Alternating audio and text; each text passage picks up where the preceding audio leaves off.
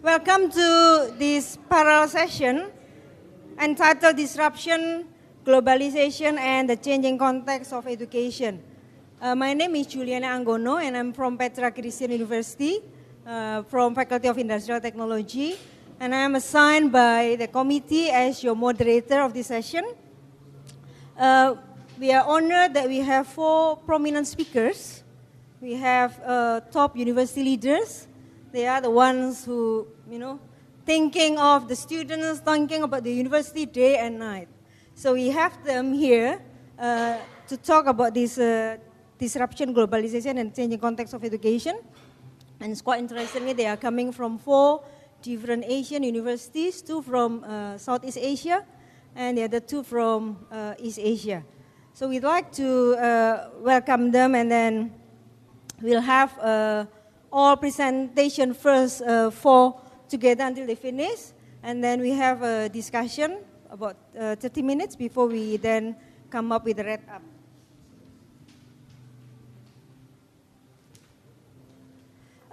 First presentation will be given from Vellore Institute of Technology, India. Dr. Viswanathan is going to talk about disruption, globalization, and the changing context of education. And then second presentation will be given by Professor Datuk Sul Azhar Said Jamal from University Malaysia Perlis in Malaysia with the paper discussing about foresighting for a friend-set future. And then that presenters will be going to Daffodil International University in Bangladesh by Dr. Sabur Khan with the presentation entitled Strategies to Meet the Challenges of Global Education, Prospects of Asian Higher Education. And the last one is coming from the host university, Professor Juwanto Harjito from Petra Christian University. Will be talking about facing challenges in disruption era, Petra's initiatives. Let's give them a round of applause first. Let me give you a little bit of information. There will be provided at the back there if you are very exhausted, because Surabaya is really, really hot. So just grab a bottle of water at the back. And then I have to remind you as well, the plenary session, the papers, and also these 2 parallel sessions, the paper will be available at the website, so you can download it from there. I think it's quite interesting before we start our parallel session. From the plenary we have learned, it's not just talking about this online learning and as well about this disruption. So the thing is very nice talking about whole person education and then also about globalization where we think about the students need to learn about cross-cultural competency. So we're going to learn from these 4 institutions talking about globalization, and then later we can have discussion on the topics. First, let me invite Dr. Viswanathan from Vellore University, Institute of Technology in India to come as the first presenter. This is the view of the VIT Vellore now, which has some history. Probably next. VIT was started as a small college. I'm the founder of it in 1984. At that time, it was an affiliated college. 3-4 countries have affiliating system: India, Pakistan, Bangladesh, and Sri Lanka. We offer most of the education in affiliated colleges rather than universities. So it was an affiliated college in 1984 with the University of Madras, one of the oldest university, with 180 students. Then in 2001, it was conferred the university status. Then it started growing, and by the time we became a big university, and in 2015, in publications, we overtook all the, we have about 900 universities in India. About 500 universities are funded by federal government and state governments, and about 400 are in the private sector. And in 2016-17, we went for ranking. In fact, before that, we were the first university to go for British accreditation, IET, in 2005. Then in 2010, we went for first time, we went for Abbott American accreditation. We are the first university. Now, Government of India has introduced ranking. This is the first time in the last 3 years. We have been ranked as number 1 among the private universities and 13 among the overall ranking. Next. What started as a small college, now we have 4 campuses. You know, India is divided into 29 provinces or states. We have 2 campuses in Tamil Nadu state or province, one in the neighboring Andhra Pradesh, the other one is in the northern part of India called Madhya Pradesh and Bhopal. Now we have around 39,000 students, 38,000 plus. And we offer 82 programs. We have 1,900 faculty members and 190 adjunct professors come from various parts of the globe. And of course, we have students from 54 or 55 countries. It varies from year to year, apart from all the states of India.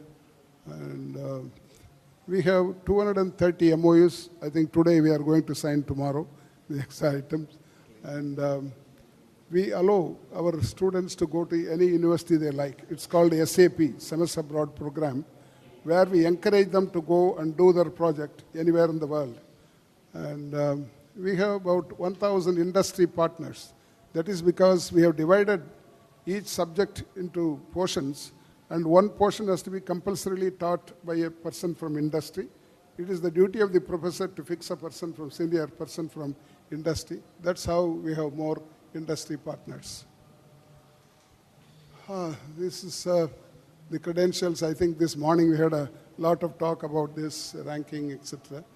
And I think we can skip this. Now we come to the topic. Nowadays, disruption is required because creative, innovative technology or process which helps in surpassing expectations of the system. And the university has to deal with it. In India, in fact, we have given a model of a company. It's a private company owned by a multi-billionaire, Jio, which is threatening the entire market. So how we are able to do it? And now, world has become a global village, and we have to deal with the problems of not only our students, they have to go and compete with the rest of the world, especially with the developed countries. So our duty has increased. And in this context, educational institutes are expected to understand globalization happening now and the study changes in industry practices and expectations and understand the entry behavior of the students and design academic process for maximum impact so that they will go and occupy important positions all over the world. And we call the present day students Generation Z because they are very impatient. They don't want to sit long time in the class. They want to learn on their own. And that's why we have made some changes. No doubt we have classes, but we have made some changes so that they will learn by doing, and also that the next to best practice being followed meets the standards of Industry 4.0 and also demands the digital world. Global acceptance and recognition by according agencies and the placement records of outgoing students will stand as a proof because we are interested not only in academics, their welfare, their health, and finally their placement. And we want to see that all of them get employed when they move out of the university. This is how we are doing in the research areas. The slides give a glimpse of the initiatives taken by VIT. Vellore Institute of Technology is shortly known as VIT. On disruptive processes, catching up with the Industry 4.0 and globalization. These are the changes we are trying to make. I hope it will be useful to our other presidents and professors.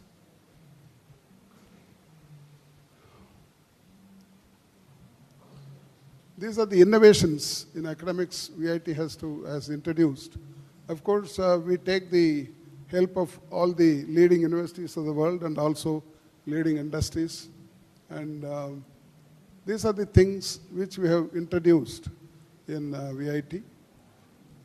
Something like maths being taught using the MATLAB.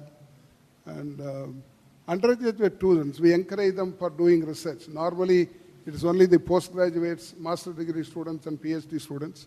Now we encourage undergraduate students also to do research in topics and learn and which whatever they want, and we give credit to it. And industrialists, of course, as I mentioned, the industrialists take one module of every subject so that the students have practical knowledge of industrial problems. Yes. These are certain other initiatives which we have taken. We are conducting short-term programs for foreign students. We have about more than 1,000 foreign students. And also some universities send them for a short time. So we conduct some programs for them. And the overseas experimental learning component introduced in these programs. And not only the placement, but also we send them as interns, internship, which is now we are undertaking outside the country also, like UK, Japan, Taiwan, US, and other countries. We are exploring more countries in the world. And the establishment of International Relations Office to make foreign students comfortable, and they have separate officers for taking care of them when they come and stay in VIT. We know we have 29,000 students in Vellore campus, out of which more than 20,000 students stay within the campus. About 14,000 boys and 6,000 girls stay inside. So that requires very careful handling of the students and without offending their freedom. And motivating the faculty members to visit universities abroad. This we deliberately do to encourage them wherever there is a possibility of international conferences, seminars, etc. We encourage them to go out and spend some time with the leading universities of the world so that it will be beneficial to our students. And of course, in Europe we have Erasmus. We have a long-standing understanding with them, and we start our funding processes. And we offer 11 languages, that is 2 languages, Indian languages, and other 9 languages are offered. German, French, Chinese, Spanish, Italian, Russian, Arabic, Japanese.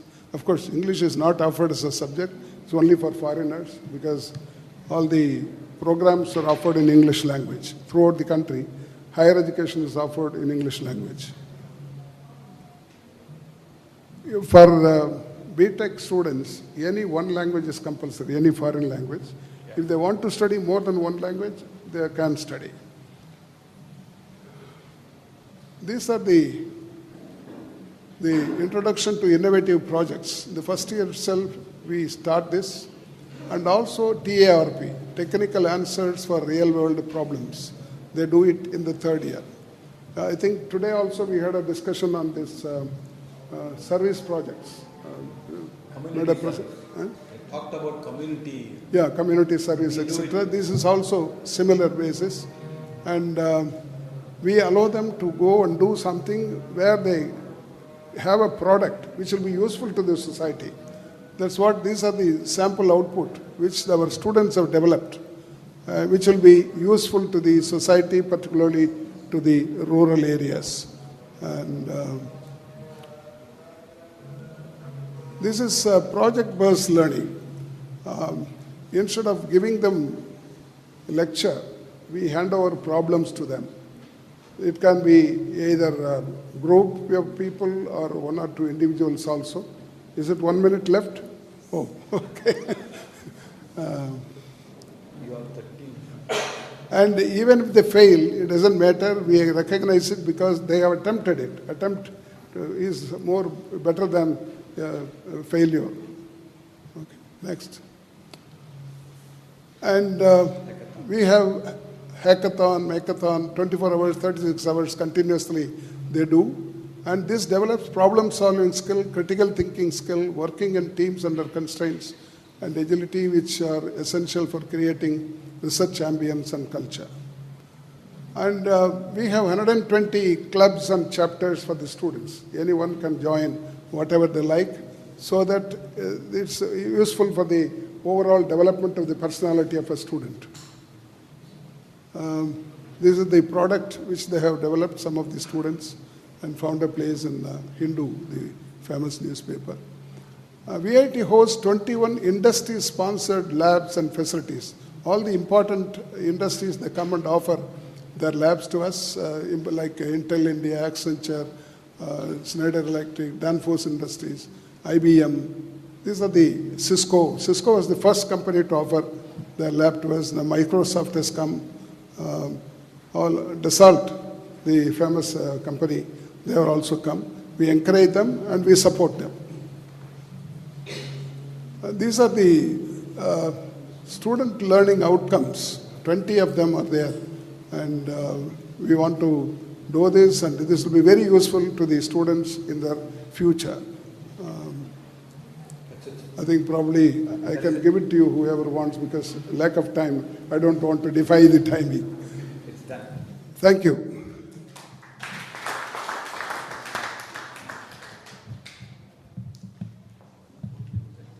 Thank you very much, Dr. Visnathan.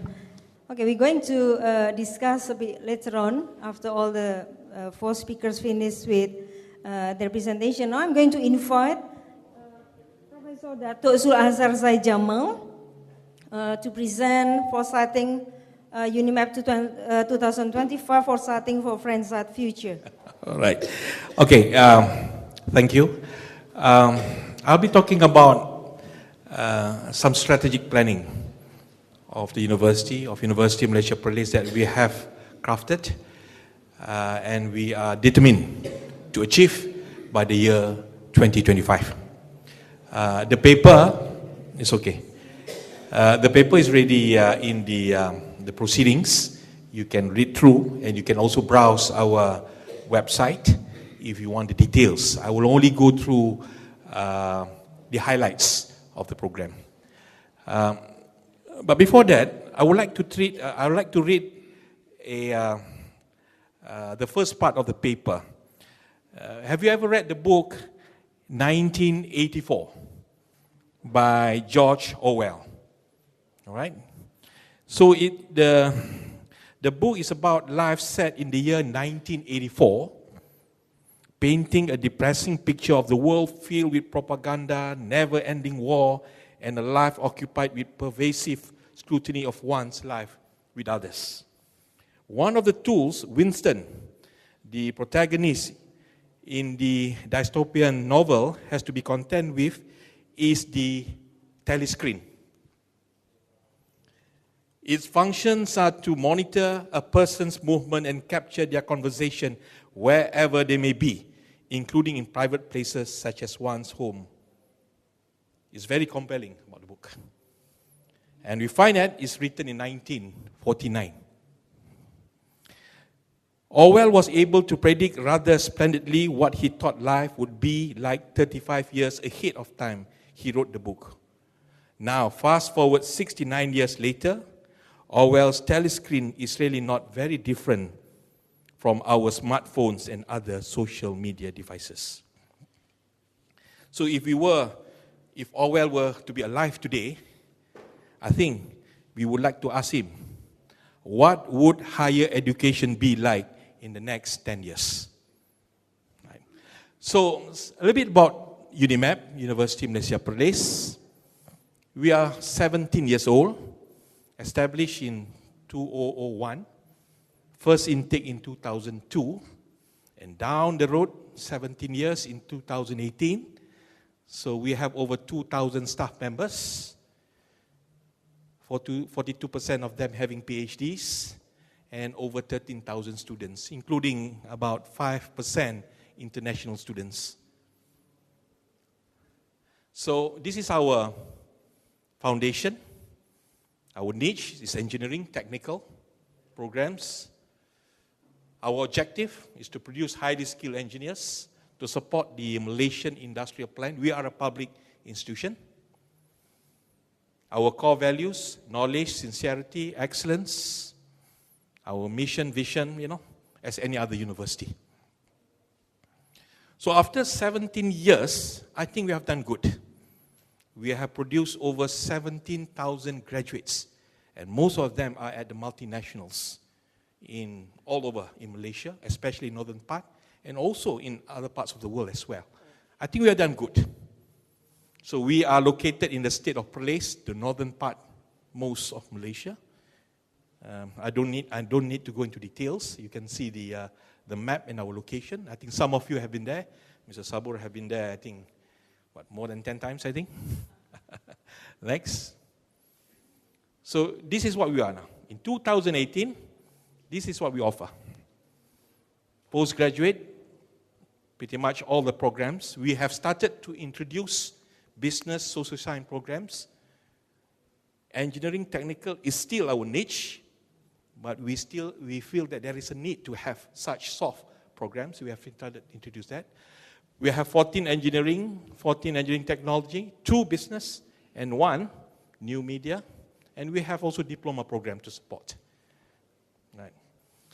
So what's next? What's in the future? To be relevant with industries, we have to work with them. And we have to do a lot of engagement with them. So we have come up with a document. So what's the future? We've been talking a lot today about 4.0, people talking about society 5.0, a lot of things. But what's happening in the future? So we have come up with a document called UNIMAP 2025. So that is in about 6-7 years' time, 7 or 8 years, we want to achieve a target. Next. Basically simplified in this whole slide. We feel that 4.0 meaning is partnership. We have to work with everybody, with all stakeholders, with everybody, to drive our growth. There are 4 areas, strategic goals that we want to focus on. In our teaching, we have set a target. By the year 2025, 75% of our teaching, our administrative, our university will be telepresence. We have set that goal. Our labs, 30% will be industrial labs, and our teaching will be an integrated kind of teaching form. With respect of teacher, with respect of research, translational research will be our focus. Innovation will be our drive towards moving ahead. Our graduates will be for the industries. So we got to make sure that we focus the right field, the right area. TVET is the area of focus now. And wealth creation is another area that we want to be focusing on. Entrepreneurship, endowment, best practices, and so forth. So we set a target. And we cascade it down to the various departments, the various professors to achieve our target. Next. So this is basically the ultimate goal. UNIMAP 2025, we set the strategic goals, as I mentioned earlier, innovation-led teaching, translational research, industrial, ready graduates. We need enablers to make sure that we achieve the strategic goals, the wealth creation I mentioned earlier, but we need to have good infrastructure, good infrastructure, and also make sure that our talent are there, talent excellence.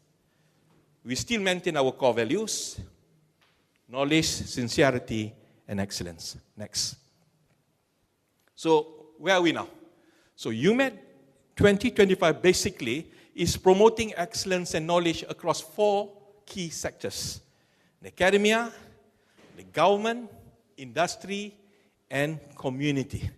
So, there got to be a good connectivity on all 4 aspects. So, this is where we have what we call the mutualistic growth.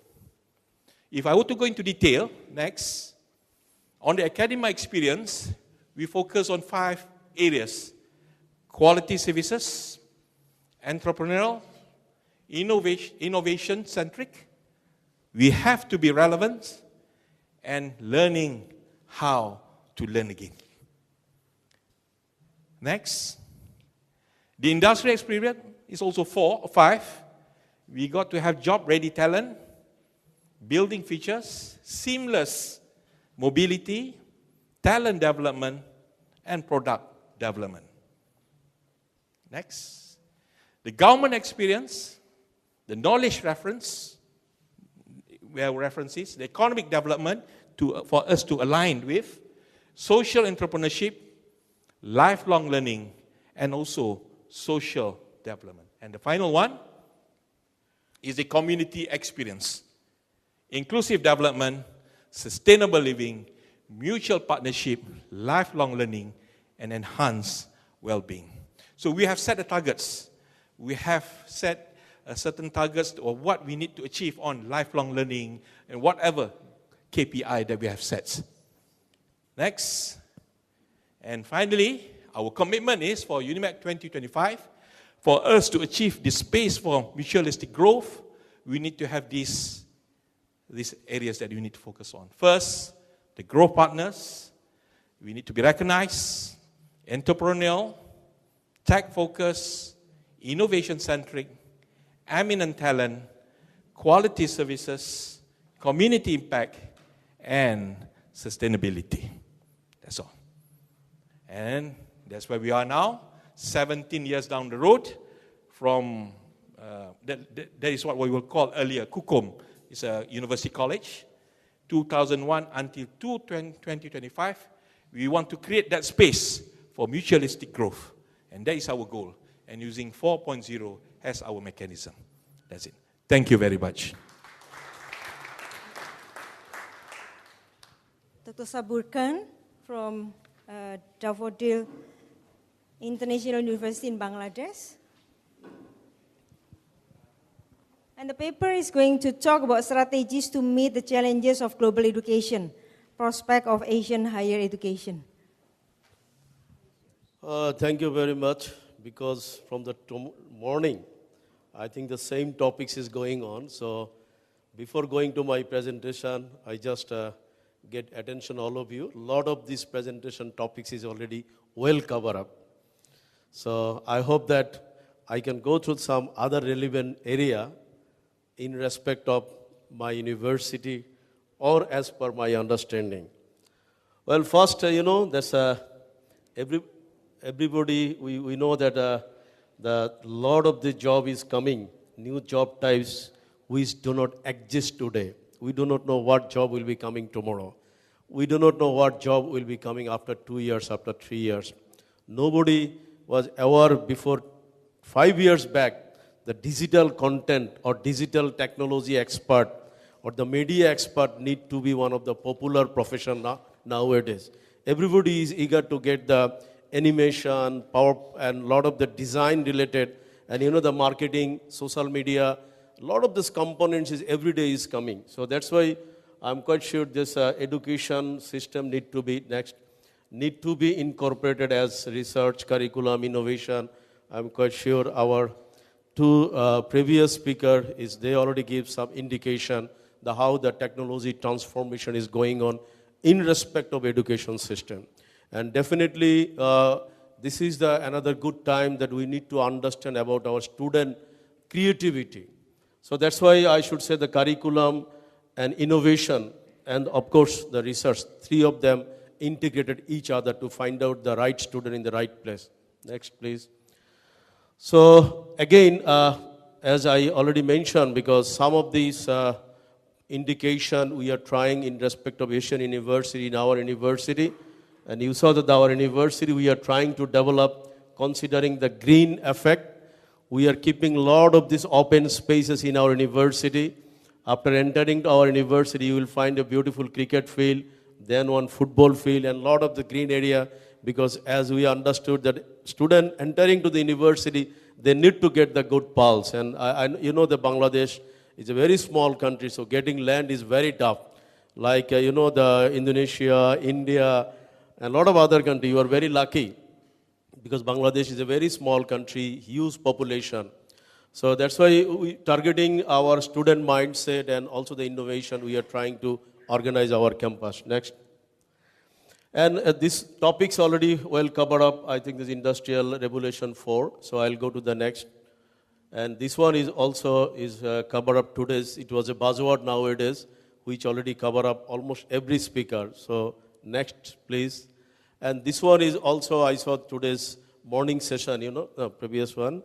The Uber and Airbnb and world largest phone company owns no telco infrastructure, and definitely Alibaba in 1989 or 1998, nobody think that this Alibaba, Amazon, they will be the world giant. Amazon is now a world number one wealthy organization. So that's why I should say that the Facebook, everybody we are already working, whatever status, timeline, activities, posting, discussion, comments, LinkedIn, Facebook, and a lot of social networking, every day we are putting, but the benefit is getting by the Facebook. They are earning money. With all of our efforts, whatever efforts we are putting every day for this social networking, but the company is already getting money, and definitely our largest software vendor, the Apple and Google, they don't have any apps, but they are the largest provider of the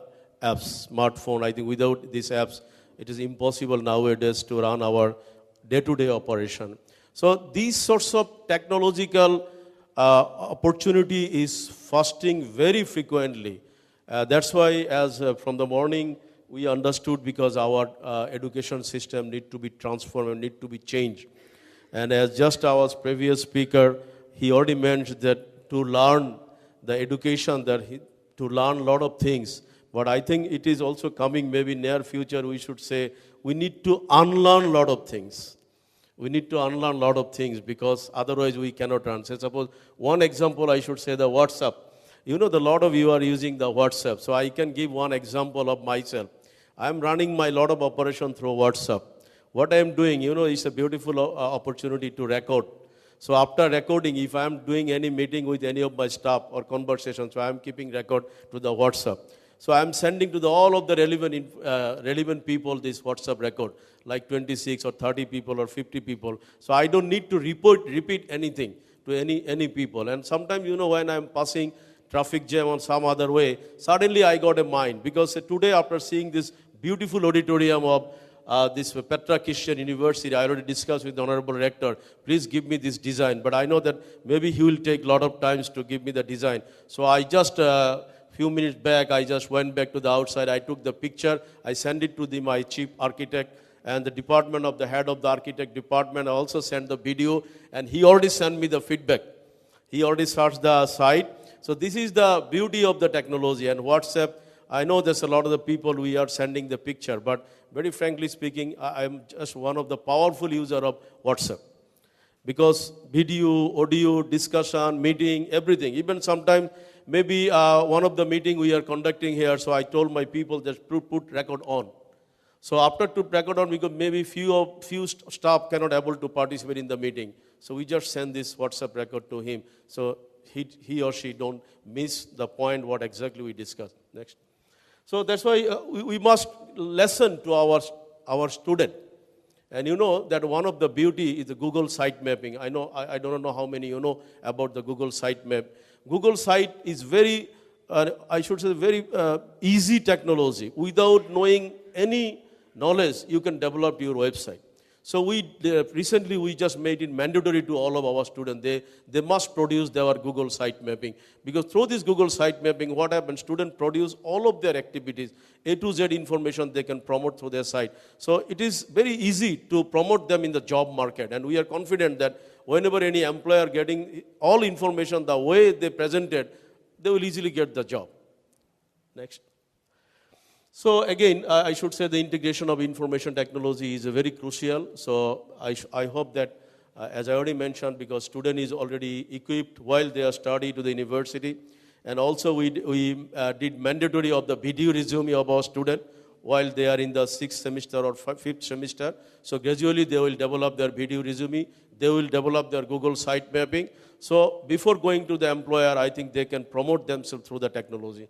That's why I should say they use IT in teaching, and all of our 100% teaching materials should be uploaded by the Google site or Moodle or one of our learning site. It is mandatory. No teacher or no one can avoid it. Next.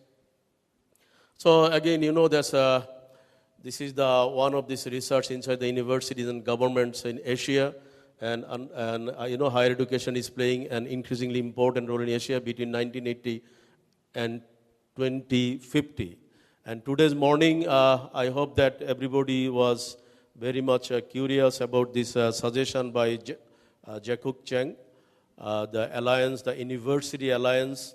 I'm quite sure because Asian University Forum can play a very good role because a lot of best practices is going on by a lot of university, like one of the social activities promoted by the Petra Christian University. I'm quite sure that whatever format they are developing, easily other university can follow it. So by this way, if the University Alliances Association is formed, I'm quite sure this Industrial Revolution 4 and this disruption, all of these components will be covered up gradually through these alliances. Next, please. Well, so I'm just giving slight idea about the mobility of international students because this is also, I personally, I love Asian University Forum because this forum is already initiated ASP, Asian Summer Student Forum, the summer program.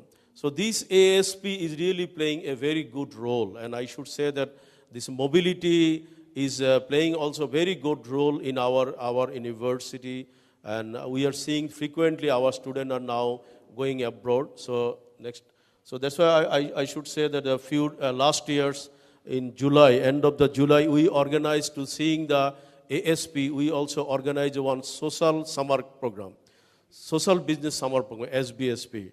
Social Business Summer Program. So we are lucky, our Nobel laureate, Dr. Mohammad Yunus, he was part of this, our activities. So he personally took times to talk all of the students.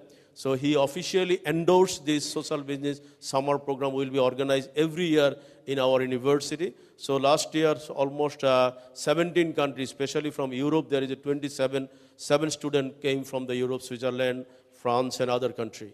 So as Dr. Yunus personally look after this program, so I'm quite sure this Asian University President Forum is playing a very good role for this mobility. And I hope that this inbound and outbound mobility will be more encouraged in the near future. Next. And also, there's as an internal, our strategic of the policy, the outbound mobility staff, because that the few of our foreign faculty exchange, this is also one of the component of the Asian University President Forum, and thanks to the Dongsu University also taking the initiative in the next year, they are also going to organize one of the faculty workshop. So I hope this senior executive and other people, if they frequently they exchange each other, the university position, and of course the faculty and other people will get a lot of the opportunity. Next, please. And external is also same. So I think the partner university and of course our ministry is also playing a very good role. And so I hope that as today's morning session, everyone is also emphasizing this point as a VIT. I think this is 5.5%. UNIMEF 5.5% is international student, and BIT also has a lot of international student. So these sorts of mobility program, inbound and outbound, I think we should focus in the Asian University President Forum. Next. Short-term mobility programs, as ASP is already there, but again, I must say that there should be some short-term, some exchange program, maybe 6 days, 7 days, and even that some of the program is organized by the various university very easily. I think these sorts of exchange program we can develop through partnership. Like if your university is coming to my university, I think we look after free of charge. Say we develop this 2 program with one Chinese university, CS University. So CS University, when first time they sent 27 students, I told them that just coming to the airport, we will be receiving and we will be check in and out, both we look after. You don't need to spend any single money. So that 27 students came from the CS University 2 years back, and later on we also sent around 20 or 30 students. By this way we exchange each other. And still I should say there is a 7 or 8 students is now in CS. And again, same time the Karabukh University, these sorts of few exchange program we already developed. So I hope that please we can follow this one in the Asian University program with short exchange. Next. And benefits already everyone so as time shortage, I don't like to go through. Next. And again, already I mentioned this Asian Summer Program is playing a very good role. Next. And international also I mentioned, because some of the activities when our came from the Europe. Next. So again, last I think I again appeal to all of you that student exchange, and at the same time we need the faculty exchange also need to be more emphasized, so that the faculty can easily get knowledge and disseminate this information through our educational activities. So thank you very much. I hope that we'll continue it.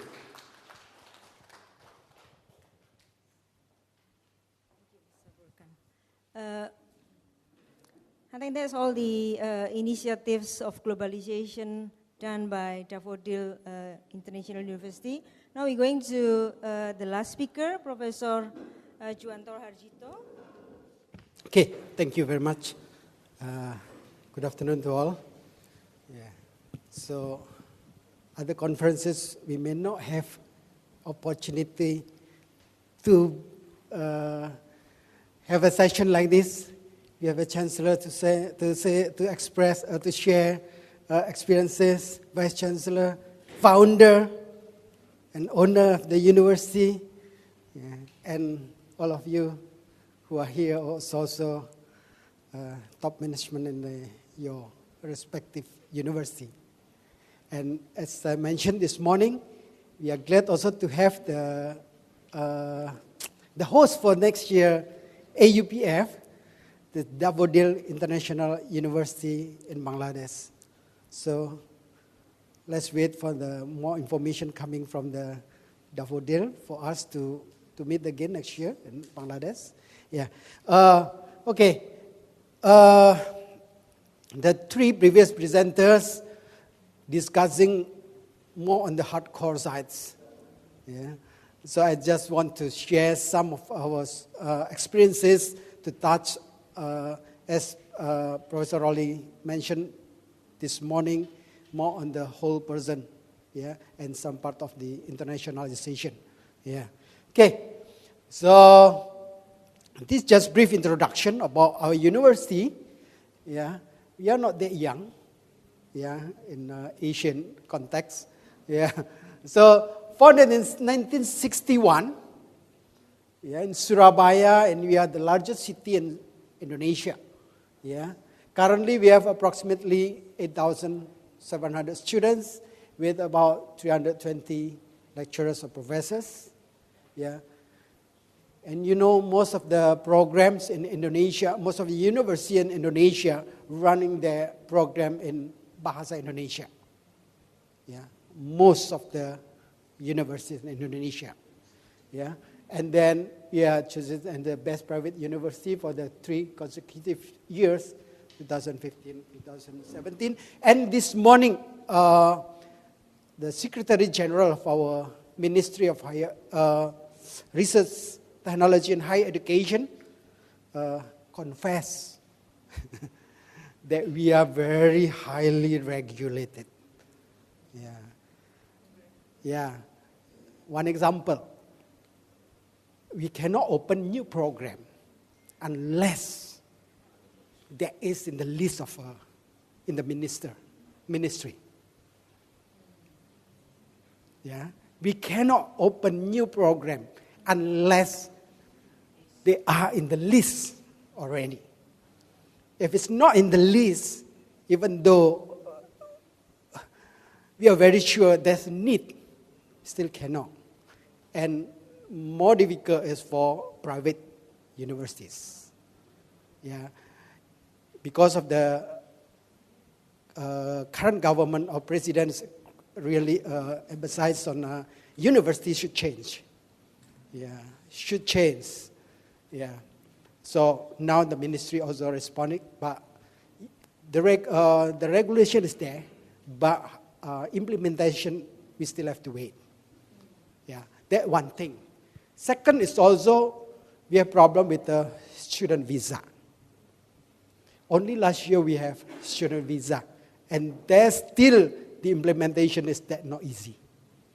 So having international students is also not easy for us. Yeah. So there are some things that we still have to work very hard. But yet we need to change. Yeah, that's why this kind of forum is really very good for us to share our challenges as well as to also look for opportunities. Yeah. So this is some of our what I want to share is some of what we want to equip our students. Not on the hardcore side, we are working on that side as well, but I want just to share some of the soft sides. So help to them to create or to their empathy, yeah, curiosity and creativity, complex problem solving, determination, and so on. So the one I'm going to share is not directly related one by one, one to one.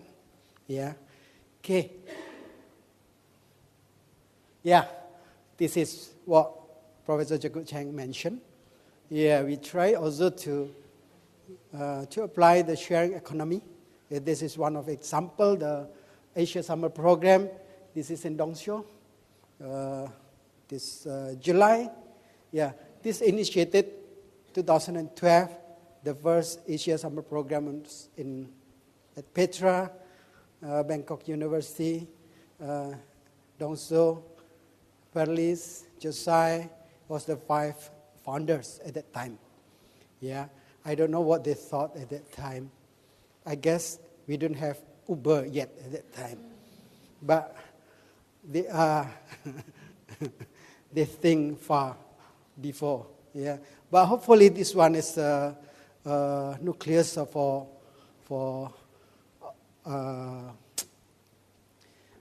our future initiative. Yeah, we found this one is very, very useful for our students to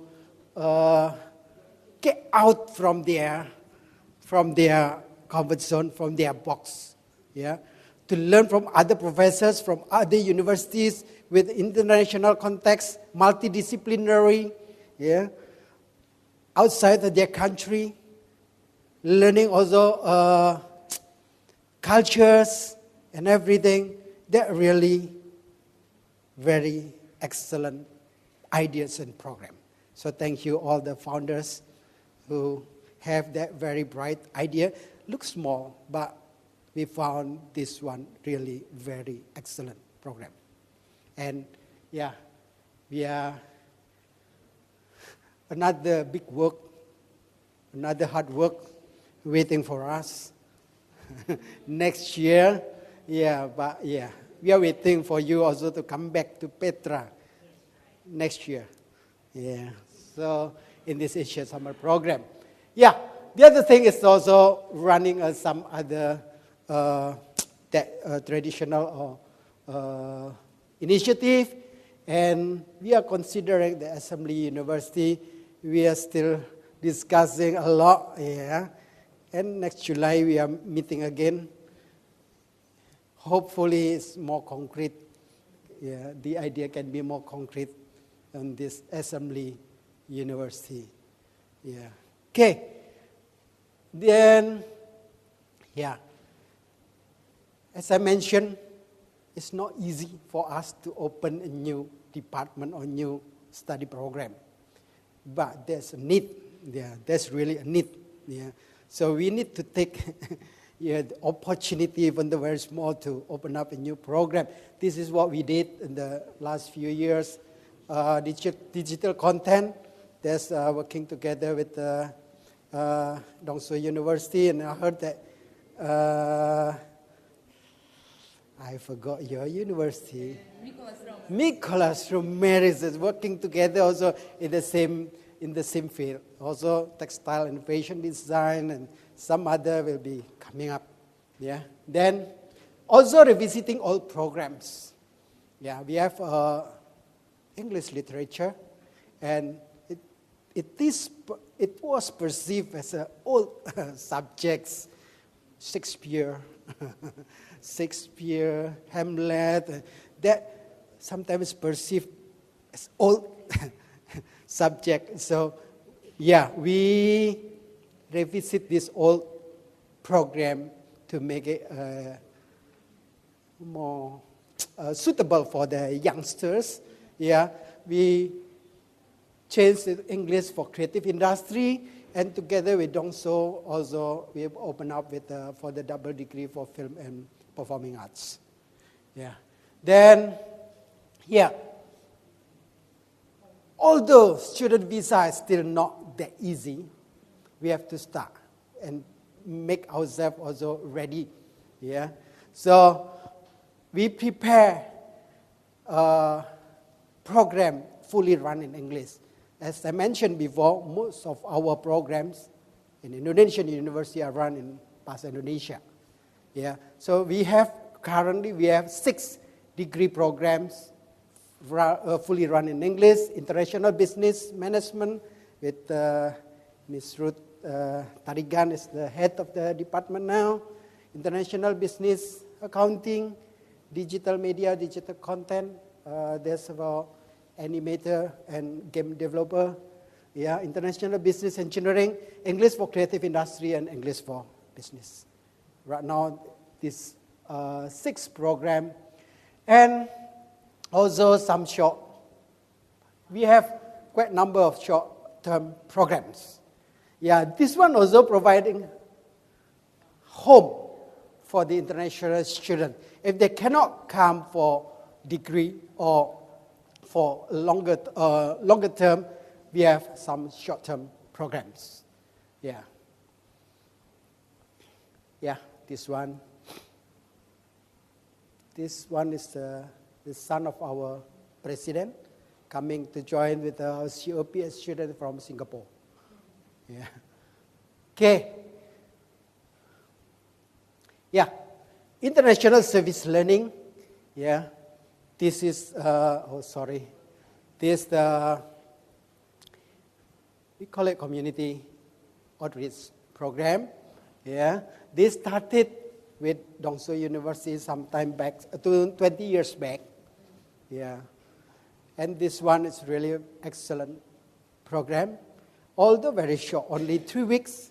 But students in international atmosphere, because students coming from 8, 10 countries working together, they have to solve problem and to work together in the village. They have to learn and to live in the village's house, to eat their own food, their foods.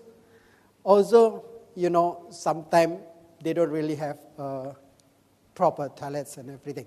So they have to learn to live in that kind of environment and to solve the problem, to work together. That's not easy. Initially, also they have to share beds as well. To share bed with something they don't know before. Yeah, not only Asian, but also we have some students from European countries coming. Yeah, so Dr. Juliana was the head of the Institute of Research and Community Outreach. He has a lot of experience on this. Okay, and then, yes, of course, expanding our international collaboration. And I mentioned before, very highly regulated, changing curriculum and everything, also not that easy. But one thing we can do is inviting practitioners to come and share, including our alumni, especially the youngsters, the young one who work out in industry, to share with our students. This is a shortcut, yeah, because changing a curriculum and degree program is not easy. So that's all, I guess, my short presentation. Hopefully, we can create champion. You know this guy? We rarely have world champion in athletics, especially sprint. But early this year, this guy is a hero, come from nowhere, yeah, from Lombok Island, and becoming world champion for under 20, 100 meter sprint. 100 meter sprint. Very rarely we have this opportunity. But I believe in this disruptive era, we have all the opportunities lies ahead. If everything goes normally, maybe difficult. but now we have, and that's our responsibility to create champions for our nation and community. Thank you very much. Thank you, Professor Juantoro, for a nice talk.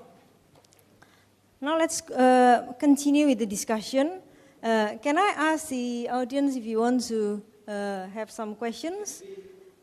So it's possible as well to have an idea of collaboration? Very sure, yes. Yes, okay. So let's open for that one. Yeah. There's no question and answer, just discussion. Challenges are the same, probably time to work together. Yeah, okay.